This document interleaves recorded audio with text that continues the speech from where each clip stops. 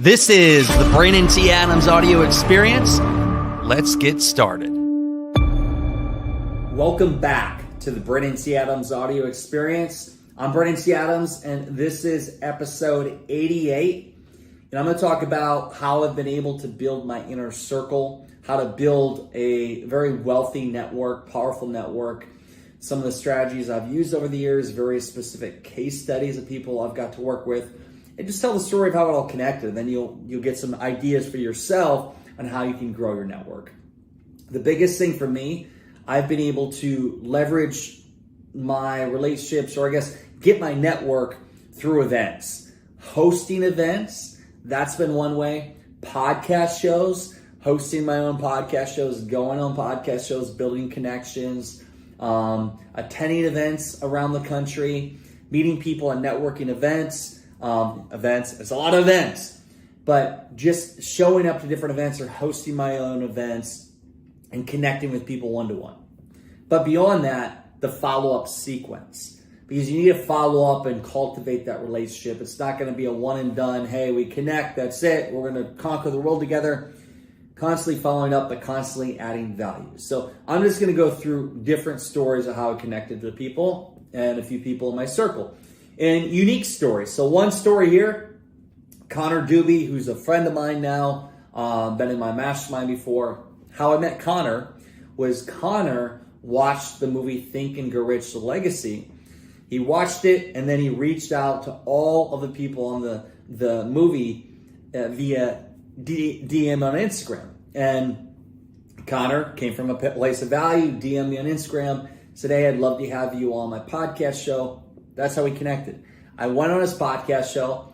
We had a connection and we had a conversation afterwards. And then he followed up. He did the strategy I always did. And then I invited him to be at my mastermind. He joined my mastermind, paid to be in the mastermind.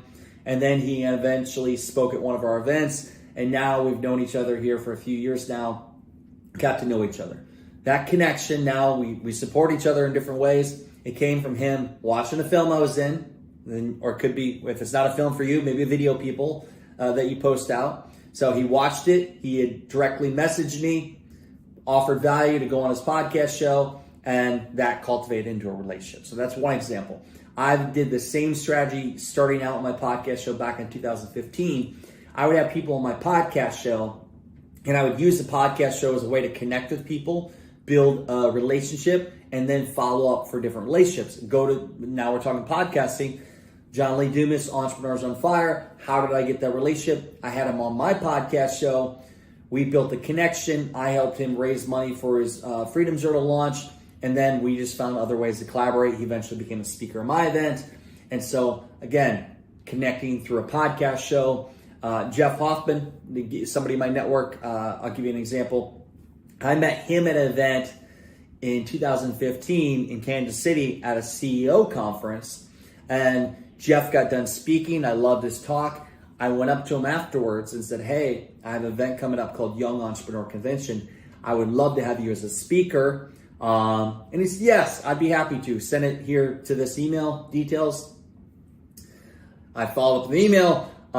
It was a lot of back and forth because then I was talking to his team, but eventually got him. He came and spoke at my event. And then at the event, I made a great experience for him. Always, if you're hosting events, give your speakers a great experience. They'll never forget it. They tell the world about you. It'll help you get more speakers for future years. But Jeff and I built a good relationship then. I made some connections for him. And then I found other ways to bring deals to him. Brought him opportunities, ended up having him as one of the producers on our TV show, Success in Your City. Constantly cultivating the relationship. Here's another one, Simon Leslie. I actually met Simon by being a part of a men's group called Metal. So that's another way to connect with powerful people. Join men's groups, women's groups, mastermind groups, coaching communities. When you're part of a group, no different than people that were in college, you're part of a fraternity, sorority, or whatever it is. You're part of this community that other people can connect with. Oh, you were part of that community? You feel like you're part of the same tribe. I played rugby, so I could connect with all the other rugby players. How can you tap into different groups, pay to be a part of groups, to connect with people and build that bond? I met Simon in a breakout room on Zoom. on Metal, the men's group. We connected, we followed up and did a call, no expectations, just talking ideas. Simon and I met at an in-person meetup of Metal in Arizona. I said, hey, happy to pick you up from the airport. Maybe we'll hang out in Scottsdale the day before. We spent a whole day in Scottsdale, went out that night, had fun, and then we stayed together at this ranch in Arizona and spent 3 days together and became really good friends. And then eventually, Simon spoke to my mastermind groups. Simon also spoke at my event, Rise and Record. Him and I have built a relationship. We've thrown ideas off each other, became friends, but it all came from being a part of a men's group.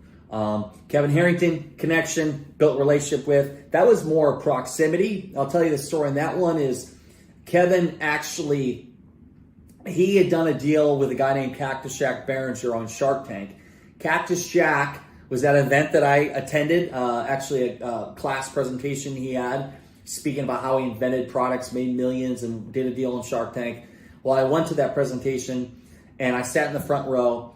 I connected with him afterwards, got his contact information, followed up through email. He directed me to the book Think and Grow Rich by Napoleon Hill, and I read the book. It changed my life. Eventually, what I did is I connected with him further. I hired him. You want to get into a network, pay people for their time. They'll pay attention. Hired him. He became my consultant. A few years go by. We built a relationship.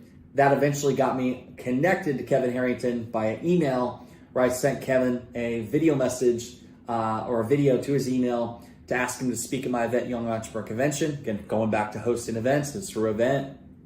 And then Kevin spoke at my event in Iowa. We built a relationship up. We found other ways to do deals together. We did a book deal together. We did campaigns, shows, everything. And over time, we built more of a relationship. So to sum this episode up, you can build relationships with a high net worth group of people or powerful people in different industries by hosting your own events or attending events or hosting your own podcast shows or going on podcast shows and following up and cultivating that relationship. These are all strategies I've done over the years you can do to grow your network and your net worth.